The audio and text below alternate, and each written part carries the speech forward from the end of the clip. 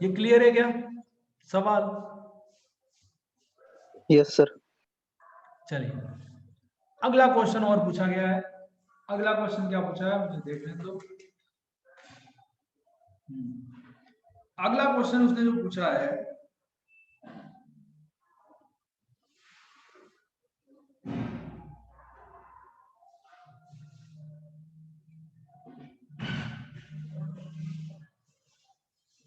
देखो इस अगले क्वेश्चन में प्रोजेक्टाइल और मोमेंटम कंजर्वेशन दोनों मिक्स है। प्रोजेक्टाइल तो है ही, मोमेंटम कंजर्वेशन भी मिक्स है। क्वेश्चन क्या है, एक हाइट है, इस हाइट पे एक बॉल रखी गई है, इस हाइट पे एक बॉल को रखा गया है और बॉल का मास वास सब दे रखा है। बॉल का मास है 0.2 kg और हाइट दे रखी है 5 मीटर। ये 5 मीटर की हाइट पे एक बॉल रखी गई है जिसका मास दे रखा है 2 kg। ठीक है, अच्छा अभी क्या करते हैं, एक बुलेट को छोड़ते हैं। बुलेट यहां पे आती है, टकराती है इसको।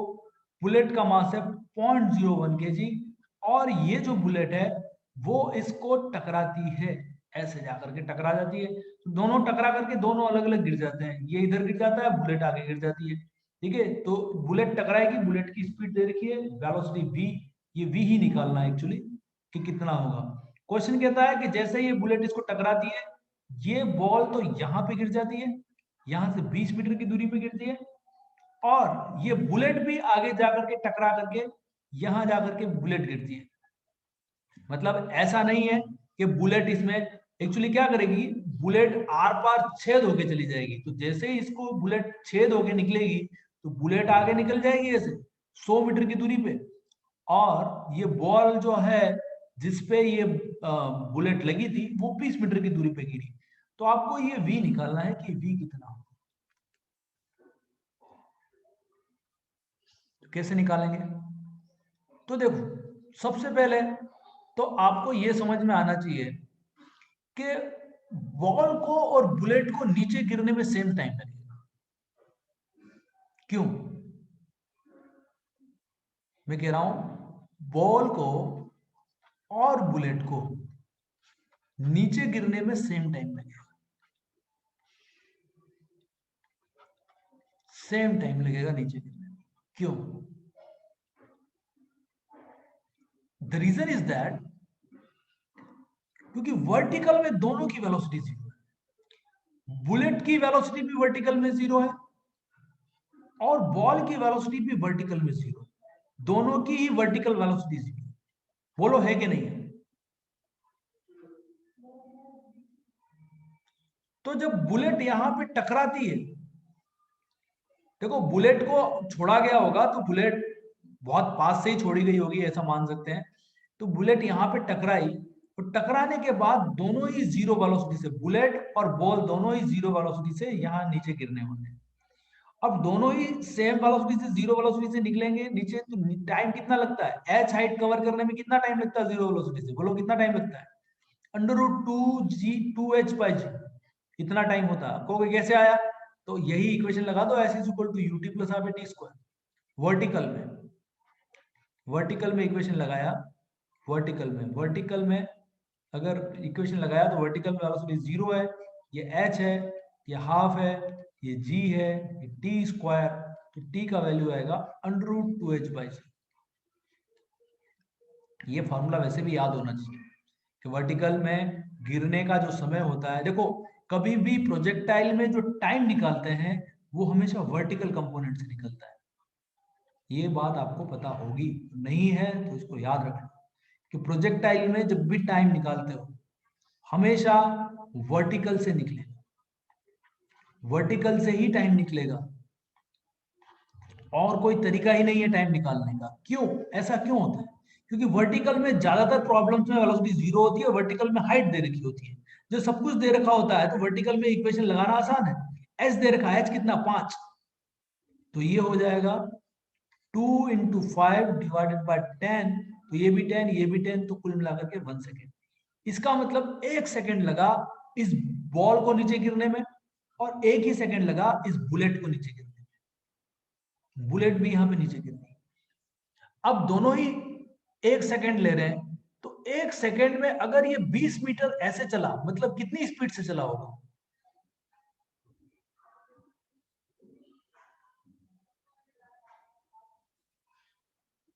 ऑब्वियसली 20 मीटर पर सेकेंड, क्योंकि इसकी डिस्टेंस कितनी ट्रैवल की? 20 मीटर ट्रैवल की। तो distance is equal to speed, horizontal speed into time. तो टाइम तो वर्टिकल में जितना टाइम लेगा उतना ही हॉरिजॉन्टल में भी टाइम लेगा। देखो टाइम, क्योंकि बॉल एक साथ दोनों ही कंपोनेंट ट्रैवल कर रही है। बॉल वर्टिकल में भी चल रही है, बॉल थोड़ा वर्टिकल चलेगी थोड़ा हॉरिजॉन्टल चलेगी, थोड़ा वर्टिकल चलेगी थोड़ा हॉरिजॉन्टल चलेगी, थोड़ा वर्टिकल चलेगी थोड़ा हॉरिजॉन्टल चलेगी। तो बॉल वर्टिकल हॉरिजॉन्टल दोनों साथ चल रही है, और हॉरिजॉन्टल में आपको 20 मीटर दे रखा है। तो इसका मतलब है एक सेकंड में 20 मीटर चल रही है, इसका क्या मतलब है? तो हॉरिजॉन्टल में स्पीड कितनी हुई इसकी? 20 मीटर पर सेकंड। सिमिलरली इस बुलेट की स्पीड हॉरिजॉन्टल कितनी है? 100 मीटर पर सेकंड। तो ये बात समझ में आ गई कि टकराने के बाद इस बॉल की हॉरिजॉन्टल स्पीड 20 मीटर पर सेकंड है, और इस बुलेट की हॉरिजॉन्टल स्पीड है वो 100 मीटर पर सेकंड है टकराने के बाद। टकराने से पहले इसकी स्पीड जीरो थी। इसकी तो हॉरिजॉन्टल भी जीरो थी, वर्टिकल भी जीरो थी टकराने से पहले। लेकिन टकराने के बाद इस बॉल की हॉरिजॉन्टल स्पीड है 20 मीटर पर सेकंड। तो क्या करें?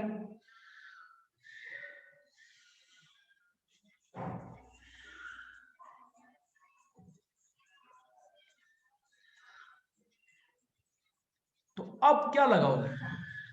अब यहां पे आप मोमेंटम कंजर्वेशन लगा सकते हो हॉरिजॉन्टल डायरेक्शन।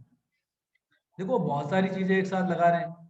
कभी प्रोजेक्टाइल आ गया, तो प्रोजेक्टाइल में क्या कंसेप्ट लगाया कि टाइम नीचे, क्योंकि ये सब कुछ दे रखा था आपको, हाइट दे रखी है, ये गिर रहा है, ये भी गिर रहा है, तो यहाँ स्पीड निकल गई 20 मीटर पर सेकेंड, यहाँ 100 मीटर पर सेकेंड निकल गई स्पीड। लेकिन ये टकराने से पहले, देखो टकराने के पहले क्या कंडीशन थी वो देख लो। टकराने से पहले इस बुलेट के पास स्पीड थी 0.01 kg, और वेलोसिटी हमको नहीं पता थी। इस बॉल की स्पीड जीरो थी और इसका मास है 2 kg, ये पता था। टकराने के बाद इस बॉल की स्पीड हो गई 20 मीटर पर सेकेंड हॉरिजेंटल में, और इस बुलेट की स्पीड टकराने के बाद कितनी होगी हॉरिजेंटल में? 0.01 kg की बॉल है, बुलेट है, और इसकी स्पीड होगी 100 मीटर पर सेकेंड। हम हॉरिजेंटल में, क्योंकि एक तरह का कॉलिजन ही तो है, ये इससे टकराया मतलब क्या हुआ? कॉलिजन हुआ। क्या कहते हो उसको? संघात। तो ये इससे साथ कॉलिजन हुआ, तो कॉलिजन के दौरान मोमेंटम कंजर्व रहता है। मोमेंटम, वेगमान, वेगमान कंजर्व रहता है। तो वेगमान हॉरिजॉन्टल में कंजर्व करा दो, मोमेंटम कंजर्वेशन लगा दोगे, तो इक्वेशन में v निकल के आ जाएगा। तो इसका मोमेंटम कितना है? Mass into velocity. इसका मास इंटू वेलोसिटी जीरो, इसका mass into velocity, mass into velocity, दोनों मोमेंटम कंजर्व कर दो। जितना इनिशियल ये मोमेंटम और फाइनल ये मोमेंटम कंजर्व कर दो हॉरिजॉन्टल में, क्योंकि हॉरिजॉन्टल में खाली जो फोर्सेस लगेंगे वो कॉलिजन के लगेंगे, तो ये इस पे लगाएगा, ये इस पे लगाएगा, तो पूरे सिस्टम का जो मोमेंटम होगा वो कंजर्व मान सकते हैं। तो 0.01 into V plus 0 into two is equal to 2 into 20 plus 0.0 into 100। इसको सॉल्व करोगे तो आंसर आ जाएगा 40, और ये तो कैंसिल हो ही गया, तो 1 बचा 41, 1 बचा ना 1, तो ये हो गया v इक्वल टू 41/100। तो इतना वेलोसिटी किसका? इस इनिशियली इस बुलेट का था, मीटर पर सेकेंड। नहीं सही किया, 0.01 तो ऊपर चला जाएगा ये। तो इतना मीटर पर सेकेंड इस बुलेट का इनिशियल स्पीड था। तो ये सवाल भी हो गया। चलिए, तो ये कुछ सवाल पूछे गए थे, तो वो मैंने बता दिया। एक गैलेक्सी वाला और था, तो उसको हम बाद में कभी लेंगे। अभी हम कुछ फ्रिक्शन के कुछ सवाल मैं करा रहा हूं। फ्रिक्शन, फ्रिक्शन के सवाल करा रहा हूं।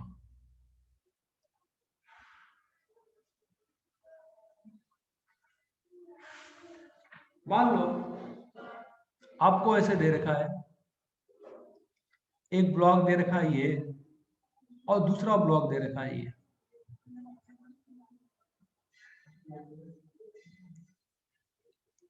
और यहां पे मैं फोर्स लगा रहा हूं मान लो 5 न्यूटन का। यहां पे भी फ्रिक्शन है, यहां पे भी फ्रिक्शन है। ये 10 केजी का ब्लॉक है और ये 10 केजी का ब्लॉक है। और यहां पे जो फ्रिक्शन की मैक्सिमम वैल्यू है वो दे रखी है 20 न्यूटन, और यहां पे जो फ्रिक्शन की मैक्सिमम वैल्यू दे रखी है मान लो 30 न्यूटन। फ्रिक्शन, स्टैटिक फ्रिक्शन क्या होता है? स्टैटिक फ्रिक्शन होता है स्टैटिक फ्रिक्शन। देखो अच्छा सवाल क्या है? सवाल ये है कि इनका एक्सेलरेशन निकालना है इन दोनों ब्लॉक का, इस ए ब्लॉक का और इस बी ब्लॉक का। ए का और बी का एक्सेलरेशन निकालना है, ये सवाल है।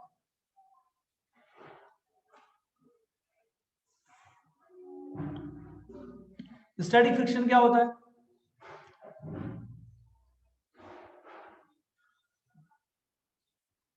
मेरी आवाज सुन रहे हो?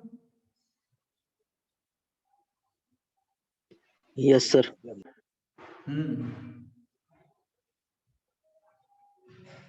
तो मैं बताता हूं स्टैटिक फ्रिक्शन क्या होता है। अभी जवाब नहीं दिया, लेकिन अगली क्लास में जब पूछूंगा स्टैटिक फ्रिक्शन क्या होता है तो जवाब आना चाहिए। ठीक है,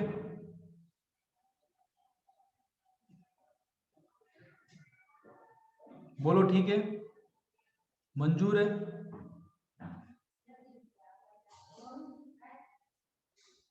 कि नहीं मंजूर है?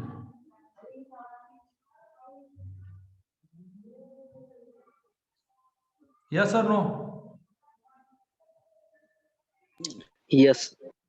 ओके, देखो स्टैटिक फ्रिक्शन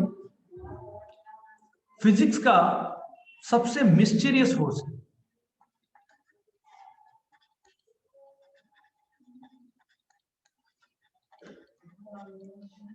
फिजिक्स, पूरी फिजिक्स में स्टैटिक फ्रिक्शन जैसा कोई फोर्स ही नहीं है, क्योंकि सारे फोर्सेस का वैल्यू कांस्टेंट रहता है।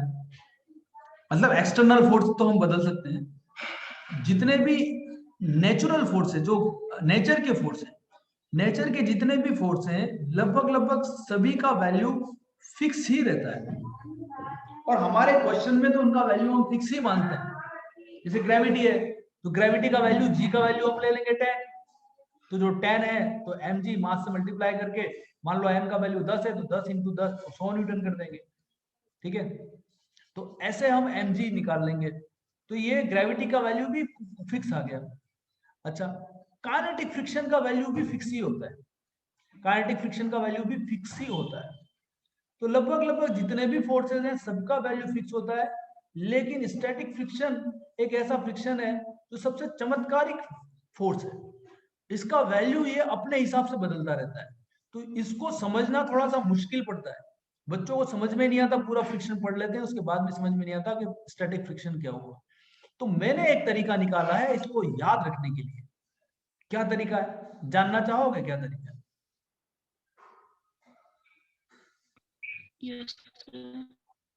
तो तरीका है आपको फेविकॉल याद रखना है। देखो फ्रिक्शन का एफ और फेविकॉल का एफ दोनों ही एफ, तो आपको अच्छे से याद रहेगा। जो काम फेविकॉल का होता है वही काम स्टैटिक फ्रिक्शन का होता है। अब बोलो फेविकॉल का क्या काम होता है?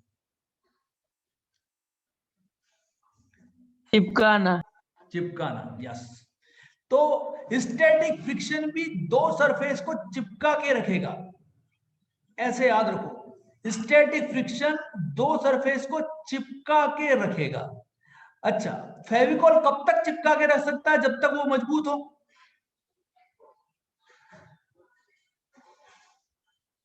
मजबूत होना चाहिए नहीं होना चाहिए? तो हमारे पास स्टैटिक फ्रिक्शन भी तब तक ही चिपका के रखेगा जब तक कि उतनी मजबूती प्रदान करेगा, तब तक ही चिपका के रखेगा। मतलब यहां स्टैटिक फ्रिक्शन इस ब्लॉक को इस सरफेस से चिपका के रखेगा। कब तक चिपका के रखेगा? जब तक कि यहां 30 तक फोर्स नहीं आ जाए, या 30 से 30 तक फोर्स तक तो चिपका के रखेगा, जैसे ही फोर्स 31 हुआ ये चिपका के रखना बंद कर देगा। बोलो बात क्लियर है? Yes sir. Yes sir. और वैसे ही ये भी चिपका के रखेगा यहां पे स्टैटिक फ्रिक्शन, कब तक? जब तक कि 20 का फोर्स हो। 20 के बाद ये चिपकाना बंद कर देगा, मतलब छोड़ देगा, मतलब फेविकॉल टूट जाएगा। ऐसे कहो फेविकॉल की मजबूती खत्म। हमारा फेविकॉल 20 तक ही मजबूत है, यहां फेविकॉल 30 तक मजबूत है।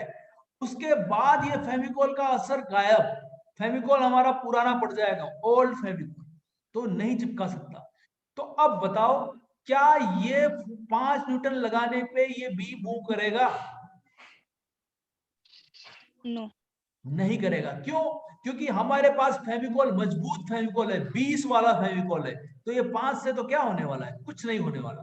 ये 20 वाला है, तो ऑब्वियसली यहां पे पीछे 5 की जरूरत है, तो 5 तो मिल ही जाएगा उसको। मिल जाएगा, नहीं मिलेगा?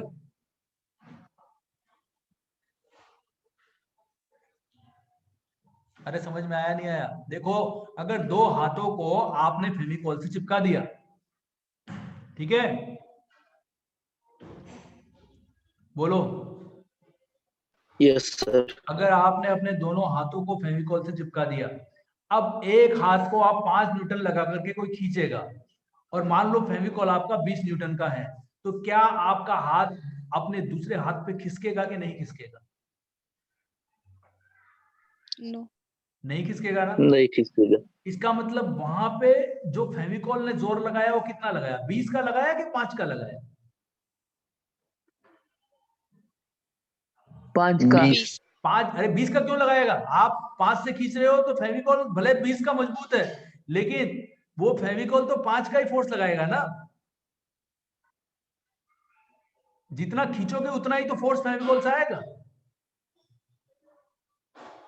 अब 5 से खींचोगे तो फेविकॉल 5 से खींचेगा। ये समझ में आ रहा है क्या? नहीं आ रहा?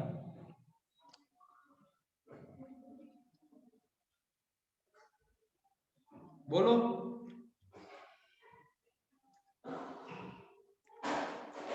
देखो ऐसा है, ये आपके 2 हाथ है, मान लो ये एक हाथ, ऐसा हाथ तो नहीं होता पर मैं ऐसे हाथ बना रहा हूं, और ऐसे दूसरा हाथ, इनको हाथ समझो, हाथ नंबर 1 और हाथ नंबर 2, और दोनों हाथों के बीच में फेविकॉल डाल दिया। ये लो फेविकॉल डाल दिया ऐसे।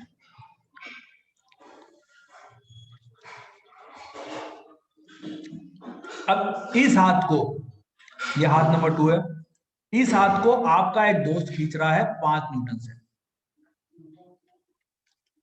और फेविकॉल का जोर जो है वो 20 न्यूटन का है।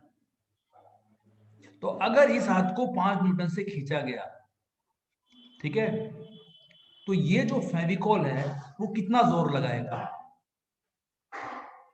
20 का लगाएगा कि 5 का लगाएगा? 5 का। 5 का ही लगाएगा ना। तो ये ऊपर वाले हाथ पे अगर 5 न्यूटन ऐसे खींचा गया, तो फेविकॉल पीछे 5 न्यूटन ऐसे देगा। और फेविकॉल का एक ये होगा कि फेविकॉल दोनों पे लगा, ऊपर वाले भी सरफेस पे भी लगा, नीचे वाले पे भी लगा। तो अगर ऊपर वाले को फेविकॉल नीचे इस पीछे खींचेगा, फेविकॉल नीचे वाले को आगे खींचेगा 5 से। ये समझ में आ रहा है नहीं आ रहा है? Yes sir. अच्छा, अगर मैं Yes, 5 sir. की बजाय 15 न्यूटन लगा दूं, तो अब फेविकॉल कितना लगाएगा पीछे? 15। 15। और 15 इस पे लगाएगा, 15। है ना? 15 इस पे लगाएगा, 15 इस पे लगाएगा। अच्छा 18 न्यूटन लगा दें तो पीछे 18, 18। और यहां पर भी Yes, 18। sir. लेकिन अगर मैं आगे वाले हाथ पे फोर्स लगा देता हूं 25 न्यूटन का, तो अब क्या यहां पे फेविकॉल काम कर पाएगा या फेविकॉल टूट जाएगा? टूट जाएगा सर। क्योंकि फेविकॉल के पास जो मजबूती है वो 20 न्यूटन की है, तो फेविकॉल टूट गया। फेविकोल टूट गया, इसका मतलब अब फेविकोल फोर्स नहीं लगा रहा है। फेविकोल का मतलब हमारा क्या है, स्टैटिक फ्रिक्शन। अब स्टैटिक फ्रिक्शन नहीं लगेगा, अब क्या लगेगा, अब जो लगेगा वो काइनेटिक पिच लगेगा, लेकिन वो भी लगेगा तो पीछे ही। लेकिन अब ये दोनों सरफेस मूव कर जाएंगी, अब ये दोनों सरफेस क्या कर जाएंगी, मूव, अब चिपकी हुई नहीं रहेंगी। अब ये और ये आपस में चिपकी नहीं है, अब ये अलग हो गई है। अब ये क्या हो गई है, अलग अलग हो गई है। जब तक ये लगा रहेगा 20 जब तक आप 20 न्यूटन लगाओगे तब तक ही ये फेविकोल चिपकाता रहेगा, तब तक ये दोनों साथ रहेंगे। बोलो, बात क्लियर है? Yes sir. और उसके बाद जैसे ही 20 से आपने 21 भी किया, 21 क्या, आपने 20.1 भी किया, 20.1 किया, मतलब फेविकोल की जोर खत्म। तो अब ये अलग हो गए, और अलग हो गए तो कौन सा फ्रिक्शन लगा,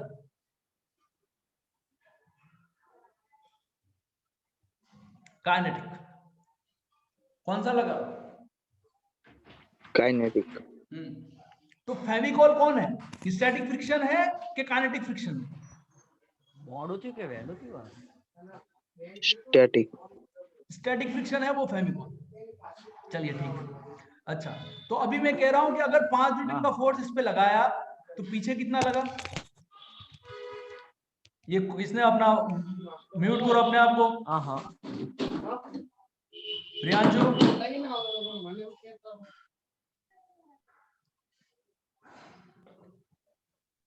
तो इस पे अगर 5 न्यूटन लगाया तो पीछे कितना लगने वाला है, 5 न्यूटन। 5 न्यूटन लगेगा। अच्छा, 5 न्यूटन लगाया तो रस्सी में टेंशन कितनी आएगी, 0 होगी। क्यों 0? देखो,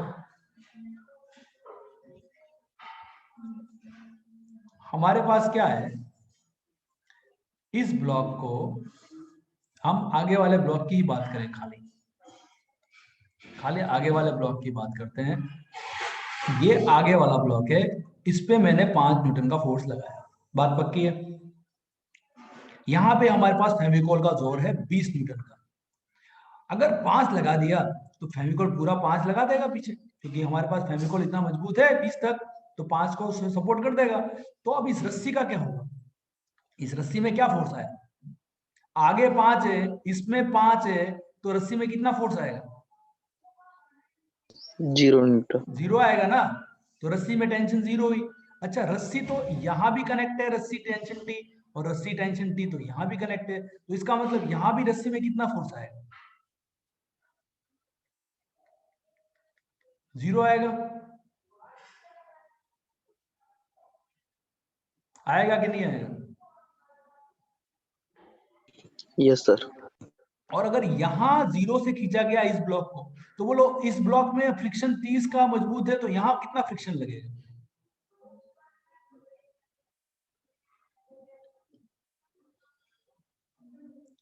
0, जरूरत ही नहीं है, क्योंकि यहां फोर्स ही नहीं है आगे इस ब्लॉक में, तो इस पे फ्रिक्शन कितना आया, 0। क्योंकि जरूरत होती तो ये करता। अभी तो फेविकॉल की जरूरत नहीं, भले फेविकॉल लगा हुआ है, लेकिन जब आप इसको खींच ही नहीं रहे हो तो फेविकॉल क्या करेगा, फेविकॉल जोर लगाएगा क्या,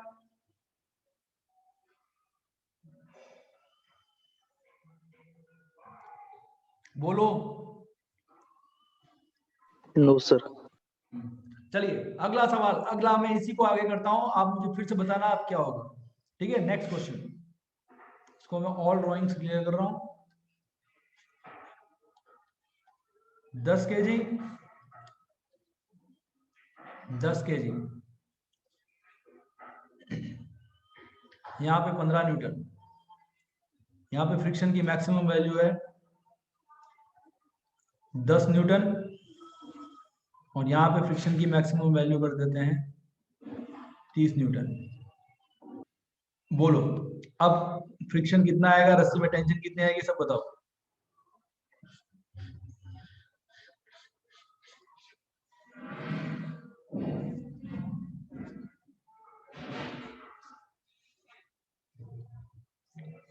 बोलो, ऊपर वाले में फ्रिक्शन कितना आएगा, यहां पे कितना फ्रिक्शन आएगा,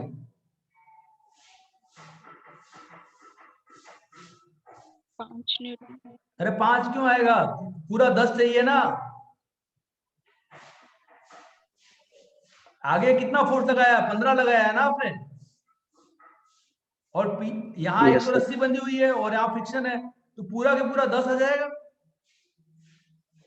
यस। अब रस्सी में टेंशन कितनी आएगी, 5 न्यूटन। 5 की आएगी, तो हो गया ना, आगे 15 और पीछे भी 15। ये समझ में आया नहीं आया? आया। अच्छा, यहाँ 5 रस्सी में टेंशन लगी तो 5 इस पे भी टेंशन लगेगी, और इस पे 5 टेंशन लगी, तो यहाँ फ्रिक्शन कितना है, 5। 5 आएगा पीछे की तरफ। तो अच्छा, ये पूरा सिस्टम मूव करेगा क्या, नहीं करेगा, नहीं करेगा ना, ये भी रुक गया। देखो इस पे आगे 15 पीछे 15, तो ये रुक गया, और इस पे आगे 5 इस पे पीछे 5, तो ये भी रुक गया, तो मूव करेगा क्या? नहीं सर। हाँ, तो ये मोशन नहीं करेगा, नो मोशन, ये पूरा के पूरा सिस्टम मोशन नहीं करने वाला। बोलो बात क्लियर है क्या? Yes sir. चलिए अगला सवाल लेता हूं। अभी एक ही तरीके सवाल करा रहा हूं, जब तक आपको पूरा क्लियर नहीं होगा तब तक हम आगे नहीं बढ़ने वाले। चलो, ये 60 न्यूटन, ये 10 केजी, ये 10 केजी, और यहाँ फ्रिक्शन का मैक्सिमम वैल्यू है 10 न्यूटन, और यहाँ पर भी फ्रिक्शन का मैक्सिमम वैल्यू है, यहाँ पे 30 न्यूटन है। बोलो कितना कितना फोर्स लगेगा?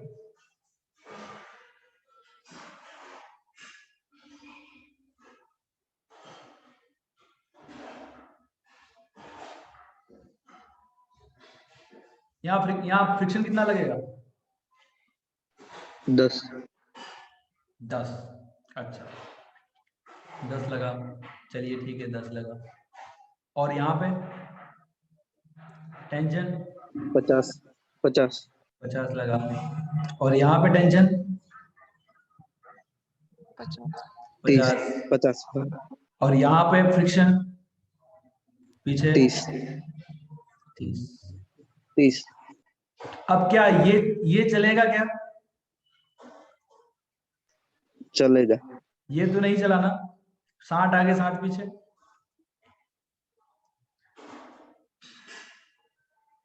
ये चलेगा क्या? यस। ये चलेगा। तो अब देखो, अब गड़बड़ हो गई, आगे वाला चल नहीं रहा, पीछे वाला चल रहा है, ऐसे कैसे पॉसिबल है?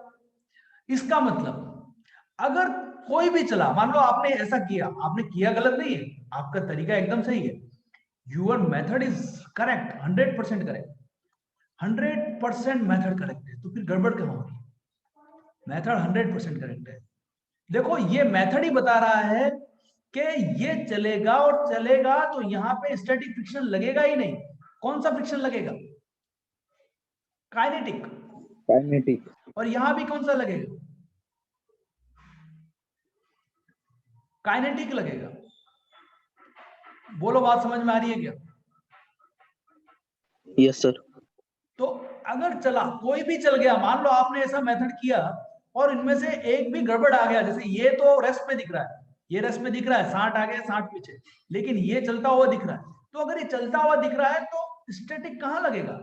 फ्रिक्शन ब्रेक हो गया ना बीच में, मतलब फेविकॉल ब्रेक हो गया, फेविकॉल ब्रेक हो गया मतलब ये चल पड़ा, और चल पड़ा तो काइनेटिक फ्रिक्शन आएगा, तो काइनेटिक फ्रिक्शन आएगा तो पीछे इसमें काइनेटिक आएगा, इस पे जो भी काइनेटिक का वैल्यू होगा वो रख दो, इस पे जो भी टेंशन है वो सॉल्व करो, इसकी टेंशन जो भी है उसको सॉल्व करो, और फिर ये सवाल सॉल्व होने वाला है।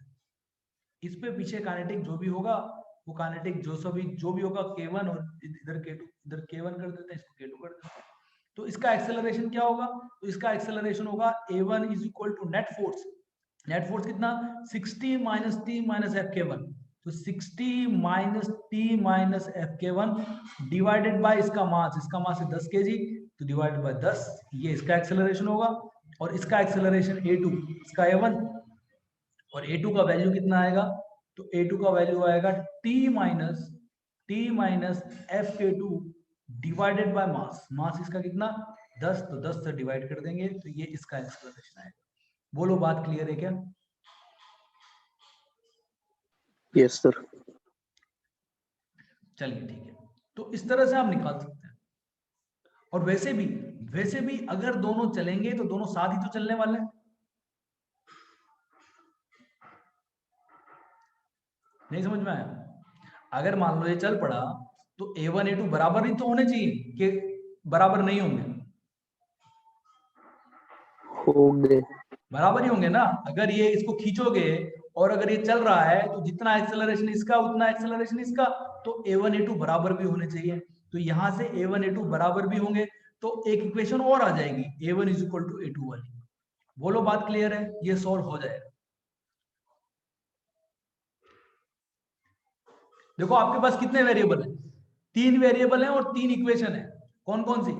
1 2 3। 3 वेरिएबल है और 3 इक्वेशन है, 1 2 और 3। तो सॉल्व होगा कि नहीं होगा ये?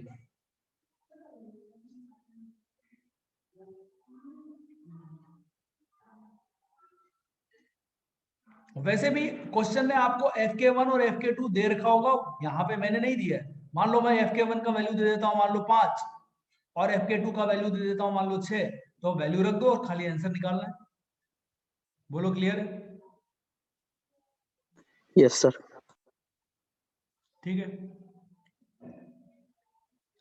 चलिए अभी अगला सवाल और लेता हूं, उसको ध्यान से देखना।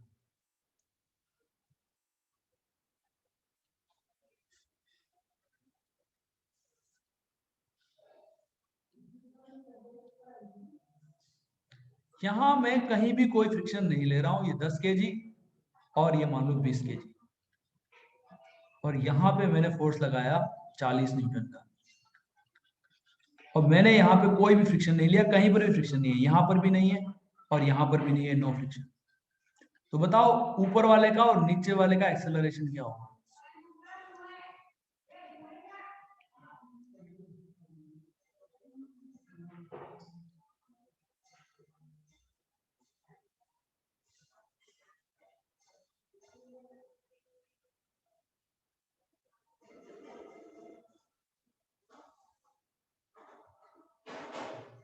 बोलो।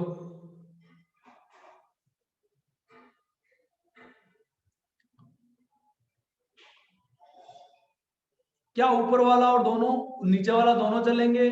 ये खाली नीचे वाला चलेगा या खाली ऊपर वाला चलेगा?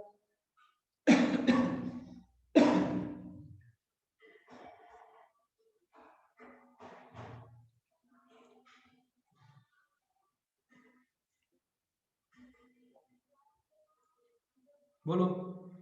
तो देखो इस वाले क्वेश्चन में नो फ्रिक्शन, कहीं कोई फ्रिक्शन नहीं है, मतलब कोई फेविकॉल नहीं है, मतलब कहीं कोई चिपकाहट नहीं है, कोई नहीं चिपक रहा किसी से। तो ये इसको फोर्स लगाओगे तो ये चल पड़ेगा। नीचे वाला क्यों चलेगा? नीचे वाले को खींचने वाला कौन है? फेविकॉल तो है ही नहीं। अब फेविकॉल नहीं है तो नीचे वाला चलेगा क्या?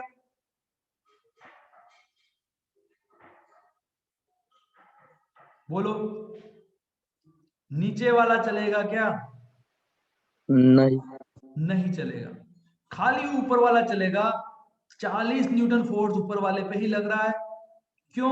क्योंकि यहां पे फेविकॉल अगर होता, फेविकॉल मतलब फ्रिक्शन, स्टैटिक फ्रिक्शन होता तो फोर्स होता, लेकिन है ही नहीं तो जीरो। तो इस पे भी जीरो लग रहा है, पीछे है ही नहीं, फ्रिक्शन ही नहीं है, जीरो है। तो फोर्स ही जब जीरो है तो ये क्यों चलेगा? इस पे नेट एक्सेलरेशन कितना आएगा? इसका एक्सेलरेशन मान लो A2, तो force by mass, force zero, mass 20, तो एक्सेलरेशन जीरो। इसका कितना एक्सेलरेशन A1? फोर्स बाय मास, तो फोर्स 40 और मास 10, तो कितना आ गया? 4 मीटर पर सेकेंड स्क्वायर। 4। समझ में आया कि नहीं आया? Yes sir. चलिए उसी तरह से अगर मैं 10 केजी ये रखूं और नीचे वाले को मैं कर दूं 20 केजी, अब मैं 40 न्यूटन का फोर्स इस पे लगा रहा हूं। अगर इस पे 40 न्यूटन का फोर्स लगाऊंगा तो बताओ अब कौन चलने वाला है? कोई फ्रिक्शन नहीं है यहाँ पर भी।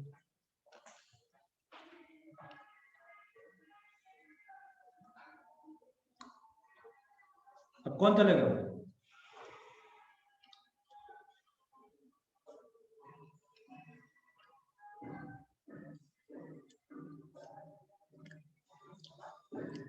अरे बोलो भाई। अब खाली नीचे वाला चलने वाला है, क्योंकि नीचे वाला है पे ही फोर्स लग रहा है, ऊपर वाले पे कोई फ्रिक्शन है ही नहीं। समझ में आ रहा है? Yes sir. बोलो ना यार, समझ में आ रहा है तो। 20 यस केजी, सर। ये 40, और ऊपर वाले पे तो फ्रिक्शन है ही नहीं।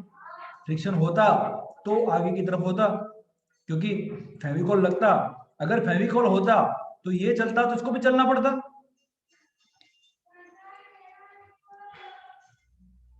चलना पड़ता कि नहीं चलना पड़ता? तो अगर ये आगे चलता तो ये भी आगे चलता। तो फेविकॉल किस डायरेक्शन में होता? फेविकॉल इस पे आगे की तरफ होता, और इस पे आगे की तरफ होता तो इस पे पीछे की तरफ होता। उसी तरह से अगर फेविकॉल यहाँ होता, फेविकॉल मतलब फ्रिक्शन अगर होता, तो अगर ये आगे चलता तो इसको भी आगे चलना पड़ता। तो इस पे आगे फ्रिक्शन कहाँ लगता? फेविकॉल कहाँ लगता? आगे की तरफ ही तो लगता। इस पे आगे लगता तो ऑब्वियसली इस पे पीछे लगता। तो लेकिन है ही नहीं, इसलिए जीरो कर दिया। तो जीरो कर दिया तो इसका एक्सेलरेशन कितना हो जाएगा? इसका एक्सेलरेशन हो जाएगा 0/10, विच इज नथिंग बट 0। और इसका एक्सेलरेशन कितना हो जाएगा? 40/20 फोर्स बाय मास। जो फोर्स बाय मास किया ना अपन, तो कितना आ गया? कितना है? 2 मीटर पर सेकंड स्क्वायर। ये समझ में आ रहा है? अगली क्लास में हम एग्जांपल लेंगे जिसमें आप बीच में फ्रिक्शन रख देंगे और फिर सॉल्व करेंगे। तब तक के लिए हम इस क्लास को ये एंड कर रहे हैं, क्योंकि आपकी अगली क्लास और होगी। अदरवाइज हम इसको लंबी क्लास भी खींच सकते थे, पर फिर भी thank you for listening patiently. धन्यवाद।